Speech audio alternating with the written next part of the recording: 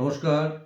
আমার আগের ভিডিওতে রাহুকাল নিয়ে বলেছিলাম, আজকে বলবো গুলিক কাল। গুলিক কাল একটি শুভ মুহূর্ত, যে সময়ে কাজগুলো করলে সফলতা আসবেই। প্রথমত বলি, সোমবার দুপুর 1:30 থেকে 3টে, মঙ্গলবার 12টা থেকে 1:30 দুপুরবেলা, বুধবার 10:30 সকাল থেকে 12টা দুপুর পর্যন্ত, বৃহস্পতিবার সকাল 9টা থেকে 10:30, শুক্রবার সকাল 7:30 থেকে সকাল 9টা, শনিবার সকাল 6টা থেকে সকাল 7:30 পর্যন্ত এই সময়টা, আর রবিবার দুপুর 3টে থেকে 4:30 রবিবারের কুলিককাল।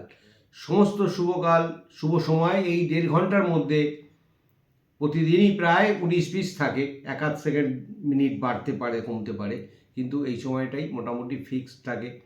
এই সময় যে কোনো শুভ কাজে হাত দিচ্ছেন, বাড়ি আরম্ভ করা, জমি কেনা, গাড়ি কেনা,